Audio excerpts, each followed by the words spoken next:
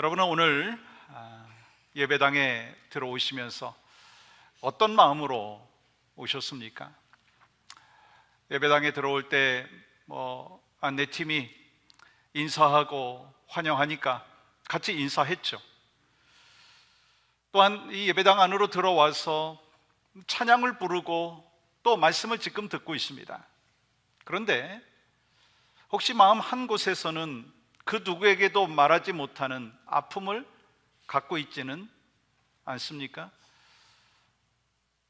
건강에 연약함으로 인하여서 고민하고 아파하고 있는 성도들도 계실 수 있을 것이고, 또 가정의 문제로 인하여, 자녀에 대한 염려로 인하여, 또 경제적인 그 고통으로 인하여서, 또 사역을 하면서 너무 좀 지쳐있기 때문에 겉으로는 웃지만 속으로는 눈물을 흘리고 있는 분들도 있으실 수 있을 겁니다. 그런 우리에게 필요한 건 뭔가요? 힘내세요. 주님 믿으면 됩니다. 다 잘 될 겁니다. 이런 가벼운 위로보다 우리에게 정말 필요한 것은 현재의 고난을 외면하게 하는 위로의 말이 아니라, 고난을 정면으로 바라보면서도 그 너머에 있는 하나님의 영광과 소망을 바라볼 수 있는 말씀이 필요하다고 하는 것이죠. 오늘 사도 바울이 그 말씀을 우리에게 하고 있습니다. 18절 말씀 보시면, 생각하건대 현재의 고난은 장차 우리에게 나타날 영광과 비교할 수 없도다. 이 바울이 고난이 없다고 말하지 않았습니다. 크리스천들에게 고난은 피해간다, 그렇게 말씀하지 않았습니다. 분명히 현재의 고난이라고 말씀하고 있습니다. 성도에게 현재의 고난이 있다는 것이죠. 믿음이 있어도 아픔이 있어요. 믿음이 좋아도요, 질병이 찾아오더라고요. 뜻하지 않은 사고와 사건들이 다가옵니다. 기도해도 눈물이 계속해서 흘려질 때도 있죠. 기쁘게 예배했는데도 현실의 무게는 아직도 남아 있습니다. 여러분, 신앙의 길에는 고난의 길이라고 하는 그 과정이 피해가지 아니하고 찾아온다라고 하는 사실입니다. 근데 중요한 것은요, 고난 자체가 목적이 아니라고 하는 사실을 우리는 기억해야 합니다. 오늘 이 말씀을 통해서 우리의 시선이 바뀌기를 원합니다. 우리의 삶 가운데 찾아오는 그 고난만 크게 보였던 시선이 바뀌어가지고 고난을 넘어서 하나님의 영광을 볼 수 있는 눈이 있어야 한다고 하는 거예요. 고난 가운데 있는 우리에게 필요한 그러면 믿음이 무엇이냐라고 하는 것이죠. 그 첫 번째는요, 고난에 머물지 말고 영광을 바라보십시오. 고난에 머물지 말고 영광을 바라보라고 하는 것입니다. 여러분, 먼저 한 가지 기억해야 될 것이 있더라고요. 바울은 이 고난을 이론만으로 설명한 사람이 아니라 삶으로 직접 경험한 사람이라는 사실 여러분 잘 아시죠? 그는 실제로 복음을 전하는 과정에서 수많은 고난을 경험을 했습니다. 매를 맞았어요. 감옥에 갇히기도 했습니다. 돌에 맞아서 죽을 뻔한 일도 있었습니다. 배가 파손되어서 생명의 위협을 겪기도 했고, 굶주리고 헐벗고 외로운 가운데 삶의 그 고통이 온몸으로 다가올 때도 있었습니다. 바로 그런 바울이 뭐라고 말하고 있습니까? 현재의 고난은 장차 우리에게 나타날 영광과 비교할 수 없다. 현재의 고난은 장차 나타날 영광과 비교할 수 없다. 여러분, 이건요, 고난을 모르는 사람의 말이 아닌 것이죠. 고난 속에서도 더 큰 것을 보았던 한 사람의 신앙의 고백인 것입니다. 그렇다면 바울은 어떻게 그렇게 볼 수 있었을까? 단순히 긍정적인 사고를 갖고 있었기 때문인가요? 좋게 생각해, 언제나 다 잘 될 거야 라고 하는 낙관주의인가요? 이 바울이 바라본 영광은요, 예수 그리스도의 부활에 근거한 영광이었다라고 하는 사실입니다. 예수님께서 죽음에서 살아나셨습니다. 그러므로 우리의 고난도 끝이 아닙니다. 예수님께서 부활의 영광에 들어가셨습니다. 그러므로 우리도 그 영광에 참여하게 될 것입니다. 그런 고백이지요. 근데 여기서 한 가지 반드시 알아야 될 것이 있습니다. 이 바울이 말하는 영광은 단순히 뭐 나중에 더 잘 될 거야 라고 하는 의미가 아니라는 것이죠. 고난을 잘 견디면 부자가 될 거야, 고난을 조금만 참으면은 몸이 회복될 거야, 고난을 잘 참으면 문제가 다 해결될 것이야, 그런 수준의 이야기가 아니라는 것입니다. 물론 하나님께서 무너진 가족을 회복시킬 수 있는 능력의 하나님이십니다. 물론 하나님께서는 병든 자를 고치실 수 있는 능력의 하나님이십니다. 막힌 길을 열어주실 수 있는 능력이 있으십니다. 여러분, 그러한 수많은 기적들은요, 지금도 우리의 삶 가운데 계속해서 일어나고 있습니다. 그런데 이 로마서 8장이 말하고 있는 영광은요, 그보다 훨씬 더 깊은 의미가 있다는 것이죠. 고난 뒤의 영광은요, 고난을 통해서 내가 죽고 내 안에 예수 그리스도가 사시는 것입니다. 고난 뒤의 영광은요, 고난을 통해서 내 자아가 죽고 내 욕심이 죽고 내 안에 예수 그리스도께서 살아서 역사하시는 것이다라고 하는 것입니다. 우린 고난을 만나면 자주 이렇게 묻습니다. 하나님, 왜 저에게 이런 일이 생겼습니까? 제가 뭐 잘못했나요? 하필이면 왜 접니까? 그런데 그 질문 속에 때로는 숨겨진 마음이 있더라고요. 저는요, 이런 고난을 받을 만큼 잘못한 것이 없거든요. 전 그래도 나름대로 예배도 했고 교회 봉사도 했고 열심히 기도도 했습니다. 여러분, 이것이 우리 안에 숨어있는 자기의 의 아니냐라고 하는 것입니다. 욥이 그랬어요. 이 성경에서 욥은 뭐라고 표현을 하느냐면, 하나님을 경외하며 악에서 떠난 온전하고 정직한 사람이라고 소개하잖아요. 근데 하루아침에 재산을 잃어버렸어요. 자녀를 잃어버렸어요. 건강까지 잃는 극심한 고난을 겪게 되었습니다. 이 고난이 깊어질수록 욥은요, 하나님 앞에 질문하기 시작합니다. 내가 뭐 그렇게 잘못한 것이 있습니까? 이것이 하나님의 공의입니까? 자신의 결백을 주장하면서 하나님과 직접 변론하고 싶어 했습니다. 근데 하나님께서 나타나시는 그 순간 욥은 더 이상 자신의 의를 주장하지 아니하였고요, 뭐라고 자기 자신에 대하여 고백하고 있느냐면, 욥기 42장 5절 말씀 보세요. 같이 한번 읽어볼까요? 시작. 내가 주께 대하여 귀로 듣기만 하였사오나 이제는 눈으로 주를 배웠나이다. 이것이 바로 욥이 경험한 진정한 하나님의 영광이라고 하는 것이죠. 물론 하나님께서 그의 재산을 회복시켜 주셨잖아요. 새로운 자녀도 허락하여 주셨습니다. 그러나 그것이 가장 큰 영광이 아니었다는 것입니다. 귀로만 듣던 하나님을 이제는 눈으로 보게 되었다는 사실이죠. 지식으로만 알고 있던 그 하나님을 인격적으로 만났다라고 하는 고백입니다. 자기의 의의를 붙들던 사람이 이제 하나님의 은혜 앞으로 엎드리게 되었다는 것입니다. 이것이 진정한 영광이라고 하는 것이죠. 사랑하는 여러분, 고난이 영광인 이유는요, 고난 자체가 좋아서가 아니에요. 여러분, 고난 힘들죠. 고난이 아프지 않아서도 아닙니다. 고난이 영광으로 이어지는 이유는 단 하나라고 하는 것입니다. 하나님께서 고난을 통해서 내 안에 내가 죽고 예수 그리스도가 살게 하기 위함이다라고 하는 것이죠. 여러분, 십자가가 그랬습니다. 여러분, 세상 사람들의 눈에는요, 십자가가 어땠습니까? 실패였고요, 실수였고 저주였고 그리고 또한 수치였고 죽음이었습니다. 근데 하나님은요, 그 십자가를 통해서 구원의 영광이 드러나게 하셨다는 것입니다. 여러분, 성도의 영광도요, 십자가의 길과 다르지 않더라고요. 내가 죽고 예수님이 사시는 거예요. 내 의가 무너지고 예수님의 의가 드러나는 것입니다. 내 뜻이 꺾이고 하나님의 뜻이 세워지는 것입니다. 내 자아가 점점 작아지고 예수님이 점점 더 선명하게 되는 것입니다. 그것이 성도의 영광이에요. 그래서 사도 바울이 갈라디아서 2장 20절에서 이런 고백을 하죠. 내가 그리스도와 함께 십자가에 못 박혔나니 그런즉 이제는 내가 사는 것이 아니요 오직 내 안에 그리스도께서 사시는 것이라. 예수님께서 내 안에 사신다라고 하는 거는요, 결국 내가 죽는 거예요. 그래서 내가 죽으면은요, 어떤 일이 벌어지는 줄 아십니까? 가정이 평안해지더라고요. 내가 죽으면은요, 목장이 평안해요. 내가 죽으면은요 교회가 평안하다는 거예요. 내가 죽으면 관계가 살아납니다. 내가 죽으면은요 참된 평안이 가정과 교회와 삶 가운데 넘친다라고 하는 사실이지요.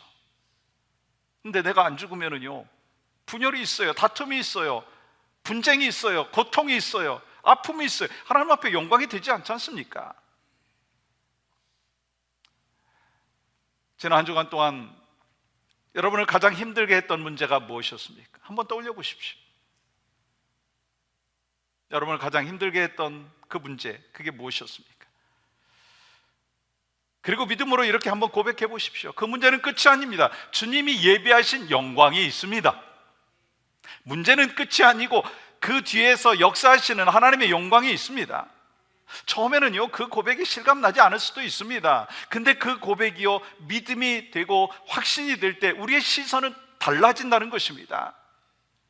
우린 고난만 바라보면은요 무너집니다. 근데 영광을 보면은요 견딜 수가 있어요. 고난만 보면 원망을 계속할 수밖에 없습니다. 그러나 영광을 보면요 기도를 할 수 있다는 것입니다. 고난만 보면은요 오늘밖에 보이지 않아요. 근데 영광을 보면 하나님께서 이루실 내일을 볼 수 있다라고 하는 것이죠. 성령님께서 우리의 눈을 열어주실 때 고난은 끝이 아니라 하나님의 영광을 드러내기 위한 과정이라고 하는 것입니다. 여러분, 그 확신이 바로 여러분과 저의 삶 가운데 있기를 주의 이름으로 간절히 축복합니다. 그래서 내가 죽고 내 안에 역사하시는 주님이 드러날 때 부부의 관계가 회복되어지고 가정이 화목해지고 공동체가 하나님이 원하시는 그 삶의 모습으로 나타나서 결국 하나님 앞에 영광이 되는 것이죠. 두 번째는 두려움에 사로잡히지 말고 자녀답게 살아가십시오. 두려움에 사로잡히지 말고 자녀답게 살라는 거예요.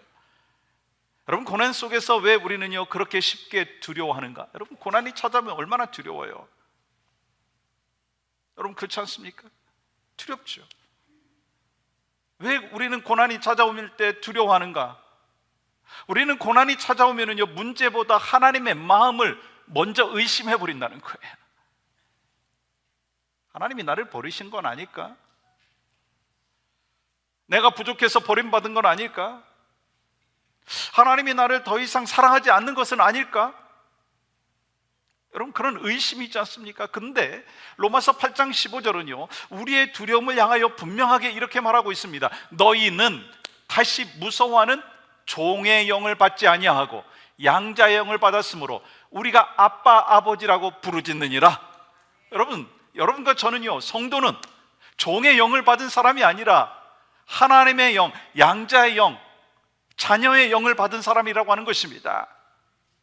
고난은요 우리의 현실을 흔들 수 있습니다. 그러나 우리의 신분까지 바꿀 수는 없다는 사실이에요. 근데도 우리는 고난이 찾아오면은요 종처럼 살아갈 때가 있지 않습니까? 늘 종은 눈치를 보잖아요. 사랑받고 있는지 확인하고 싶어 하면서 의심하잖아요. 끊임없이 자기 자신의 가치를 증명하려고 하죠. 그래서 작은 실패에 무너지고 어려움이 찾아오면 곧바로 하나님의 사랑을 의심해버리지 않습니까? 그러나 하나님의 자녀는 어떻습니까? 자녀는 어때요? 자녀요 넘어질 수 있어요. 자녀요 실수할 수 있어요. 아버지의 책망을 받을 수도 있어요. 근데 자녀는요 버려지지 아니하고 집에서 쫓겨나지 않는다는 것입니다. 아버지의 사랑을 잃지 않는다라고 하는 것입니다. 여러분, 이 모습을 가장 잘 보여주는 사람 중에 한 사람이 사무엘하 9장에 나오는 무비보셋이라고 하는 사람이에요. 그는 사울 왕의 손자이면서 이 다윗의 절친 누구죠? 요나단의 아들이에요. 근데 왕조가 무너진 후에 그는 두 발이 모두 불편한 몸으로 로드발이라고 하는 외진 곳에 숨어서 살게 되었습니다. 그러던 어느 날 다윗이에요 자신을 찾는다는 소식을 들었을 때 아마 이런 마음이 있었을 거예요. 아, 이제 뭐 끝났구나. 왕이 나를 심판하려고 하는구나. 그런데 다윗이 그를 찾고 그가 다윗 앞에 왔을 때 가장 먼저 한 말이 뭔지 아십니까? 무서워하지 마라. 무서워하지 마라. 다윗은요, 무비보셋을 죽이려고 부른 것이 아니었습니다. 요나단과 맺은 언약 때문에 은혜를 베풀기 위하여 불렀던 거예요. 그리고 그를 왕의 식탁에 앉게 했습니다. 그것이 바로 사무엘하 9장 13절의 말씀이죠. 무비보셋이 항상 왕의 상에서 먹으니라. 여러분, 이것이 복음의 그림인 것입니다. 무비보셋이요, 왕과 한 식탁에 앉게 된 것은요, 자신의 공로 때문이 아니었습니다. 다윗이 요나단과 맺은 언약 때문이다라고 하는 것입니다. 우리도 마찬가지예요. 우리가 하나님 앞에 담대히 나아갈 수 있는 것은요, 우리의 의 때문이 아닙니다. 예수 그리스도께서 우리의 죄와 우리의 수치를 십자가에서 직접 담당하셨기 때문인 것입니다. 그 은혜로 인하여 우리는 하나님의 식탁에 초대받은 자녀가 되었다는 것입니다. 그러니까 고난이 올 때 너무 두려워하지 말라는 것입니다. 떨지 말라는 것입니다. 버림받은 자처럼 살지 말라는 것입니다. 심판대 앞에 끌려가는 사람처럼 하나님을 두려워하지 말라는 것입니다. 예수 그리스도 안에서 우리는 하나님의 자녀입니다. 그래서 우리는 담대해야 돼요. 당당해야 합니다. 고난은 우리의 신분을 취소할 수 없습니다. 실패는요, 우리의 자녀됨을 무너뜨릴 수가 없습니다. 그래서 바울이요, 로마서 8장 17절에서 이렇게 분명하게 이야기합니다. 자녀이면 또한 상속자 곧 하나님의 상속자여 그리스도와 함께한 상속자니. 여러분, 상속자는 아직 모든 것을 다 받은 사람은 아닙니다. 그렇지만 반드시 받을 것을 보장받은 사람이라고 하는 것입니다. 근데 성도인 여러분과 제가 그렇다는 거예요. 지금은 울어도요, 장차 영광을 받을 사람이라는 것입니다. 지금은 광야를 걸어가도요, 아버지의 나라를 상속받을 사람이라는 것입니다. 그러므로 종처럼 두려워하지 말고 여러분과 저는 어떻게? 자녀답게 하나님은 우리를 벌하시려고 기다리고 계시는 그 감독관이 아니라는 것입니다. 예수 그리스도 안에서 우리를 품으시는 아버지. 그래서 이번 한 주간 여러분과 저의 삶 가운데 두려움이 밀려올 때가 있을 수 있잖아요. 염려가 밀려올 때가 있지 않습니까? 그때 우리는 이렇게 고백하자는 거예요. 아빠, 아버지. 한번 해볼까요? 아빠, 아버지. 종은 벌을 두려워하지만 자녀는 아버지를 찾는다는 거예요. 두려움이 밀려오고 염려가 밀려올 때 종은 막 내가 뭐 잘못했나? 내가 뭐 좀 하나님 앞에 벌 받는 거 아닌가라고 생각을 하지만 하나님의 자녀는 아빠, 아버지, 아버지의 뜻이 뭡니까? 내가 어떻게 살아야 되겠습니까? 어떤 두려움과 염려가 찾아올 때도 여러분과 저의 신분을 반드시 기억하라고 하는 것입니다. 나는 하나님의 사랑받는 하나님의 자녀이다. 그 믿음으로 고난 속에서도 담대히 살아가시는 여러분과 저의 삶이 되기를 주의 이름으로 간절히 축복합니다. 또 한 가지, 보이는 현실에 묶이지 말고 소망으로 걸어가십시오. 보이는 현실에 묶이지 말고 소망으로 걸어가십시오. 바울은 이제 우리의 시선을 더 넓게 보여주는데요, 19절 말씀 보십시오. 피조물이 고대하는 바는 하나님의 아들들이 나타나는 것이니. 이건 단순히 자연을 낭만적으로 표현하는 말이 아닙니다. 이 세상을 바라보는 하나님의 관점을 보여주는 것입니다. 여러분, 하나님께서 처음 세상을 창조하셨을 때 우리 하나님께서 보시고 뭐라고 하셨어요? 보기 참 좋다고 말씀하셨죠. 근데 인간의 그 범죄로 인하여서 어떤 일이 벌어졌느냐면 인간만 무너진 것이 아닙니다. 창조세계 전체가 죄의 영향을 받게 되었어요. 그래서 세상을 아름답지만 동시에요, 지금도 신음하고 있어요. 여러분, 태평양 바다 얼마나 아름답습니까? 그런데 때로 사람을 삼켜버려요. 이 라구나 비치 얼마나 아름다워요. 근데 그곳에서 지난 2주 전에 2사람을 막 삼켜버리는 거예요. 건강한 몸도 시간이 지나면요, 병들고요, 늙더라고요. 관계 얼마나 소중합니다. 그러나 그 관계 속에서도 상처가 있어요. 여러분, 사랑이 얼마나 아름답습니까? 근데 때로 이별이 있더라고요.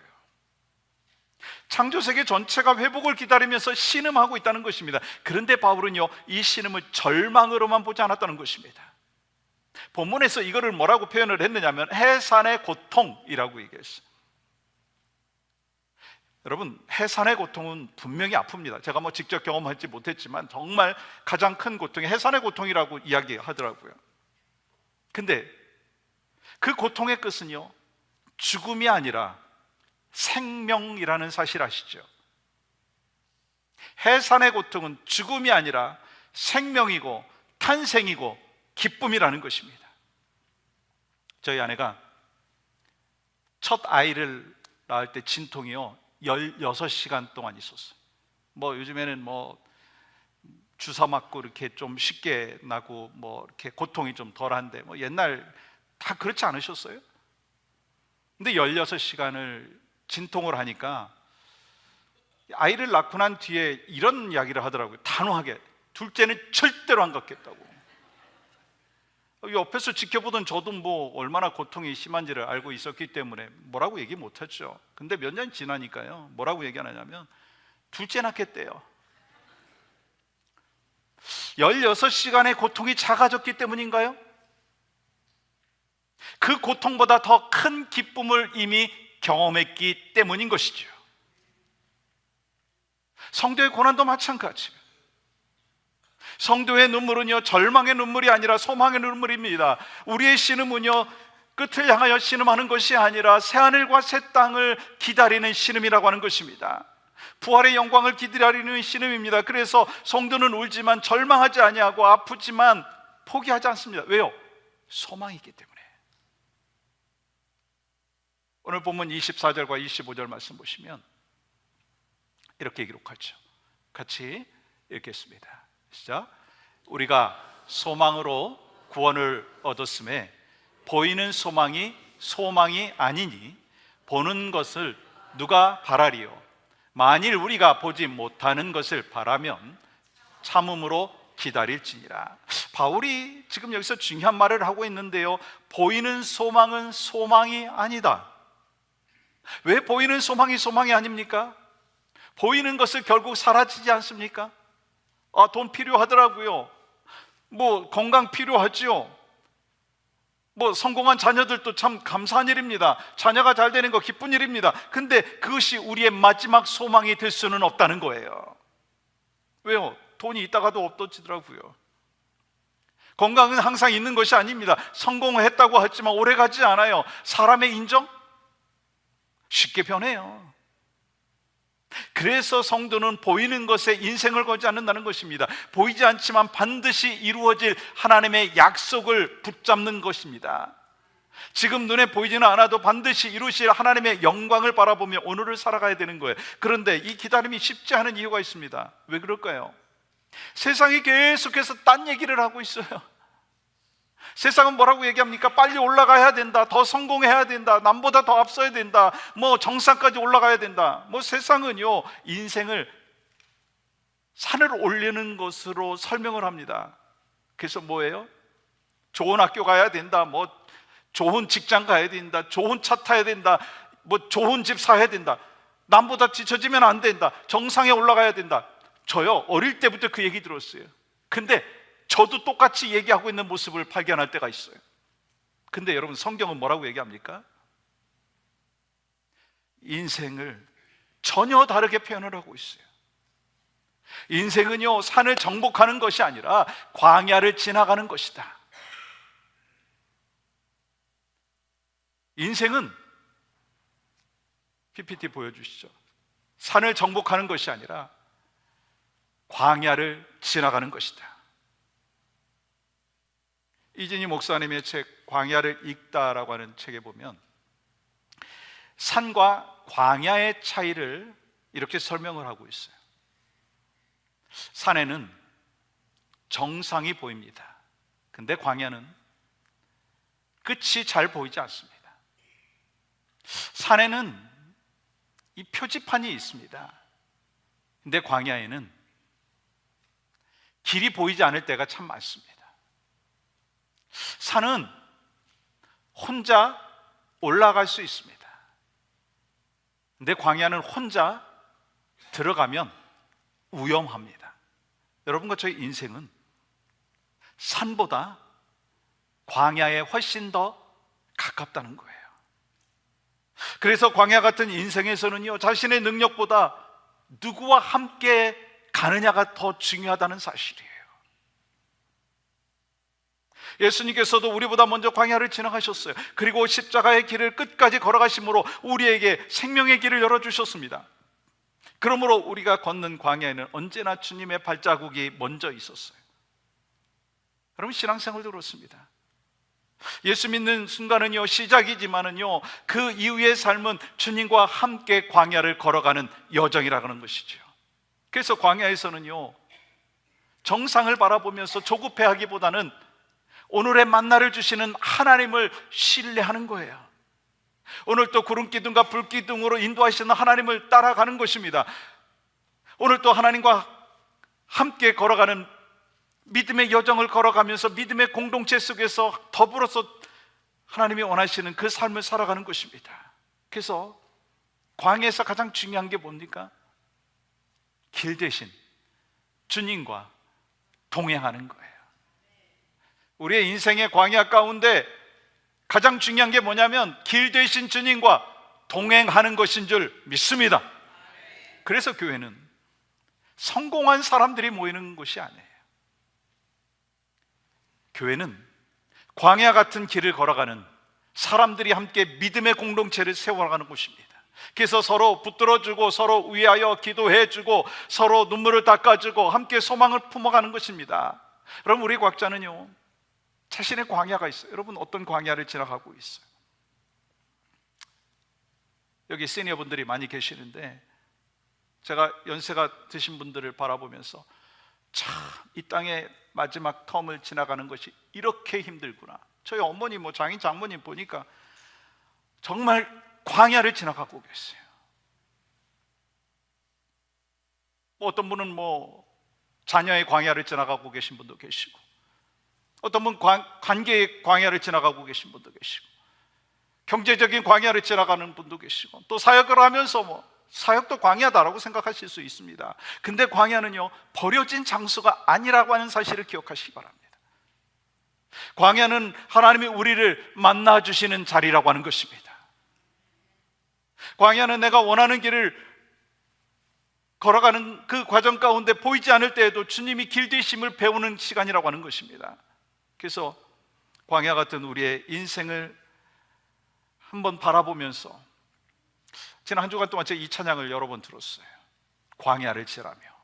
여러분과 제가 지금 광야를 지나가는데 이 찬양 속에서 우리에게 말씀하시는 것이 무엇인가 한번 듣고, 또 광야 가운데 우리가 결단해야 될 것이 무엇인가 하는 것을 한번 묵상해 보는 귀한 시간 되기를 원합니다.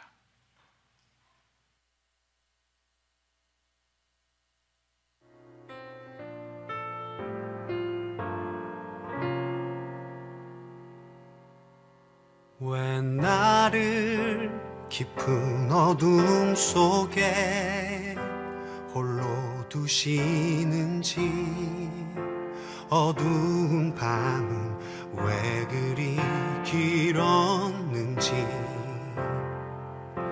나를 고독하게, 나를 낮아지게, 세상 어디도 기댈 곳이 없게 하셨네.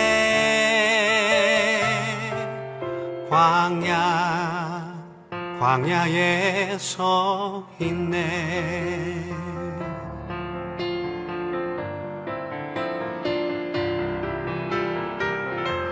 주님만 내 도움이 되시고, 주님만 내 빛이 되시는, 주님만 내 친구 되시는 광야.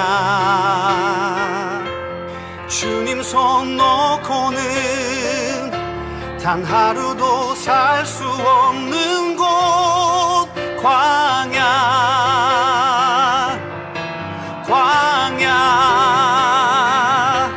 주께서 나를 사용하시려, 나를 더 정결케 하시려, 나를 택하여 보내신 그곳 광야.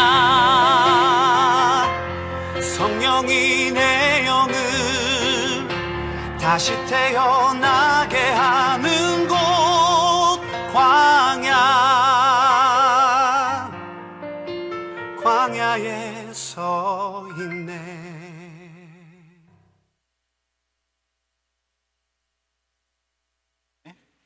광야 속에서도 소망을 갖고 살았던 한 사람을 소개하려고 합니다. 손양원 목사님, 여러분 너무 잘 아시죠? 그분은 평생 한센병 환자들을 섬기셨어요. 신사참배를 거부해가지고 감옥에 갇히셨어요. 여순 사건 때 두 아들을 잃은 참혹한 그 고난을 겪었습니다. 근데 두 아들을 죽인 원수를 용서했잖아요. 아니 그것뿐만 아니라 입양을 했잖아요. 양아들 삼았어요. 여러분 어떻게 그런 일이 벌어질 수 있습니까? 어떻게 그럴 수 있을까요? 고난보다 영광을 바라봤기 때문인 것입니다. 어떻게 그것이 가능할까요? 종처럼 두려워하지 아니하고 하나님의 자녀로 삼았기 때문인 것입니다. 보이는 현실이 아니라 하나님께서 약속하신 영광을 바라보며 끝까지 소망을 붙들었기 때문인 것입니다. 그래서 광야를 끝까지 견딜 수가 있었어요. 말씀을 마무리합니다. 사랑하는 여러분, 우리의 삶에 고난이 크게 보일 때가 있어요. 병원의 진단이 크게 보일 때가 있고요, 자녀의 문제가 크게 보이고요, 관계의 상처가 크게 보이고요, 경제적인 어려움이 크게 보이고요, 그럴 때 있잖아요.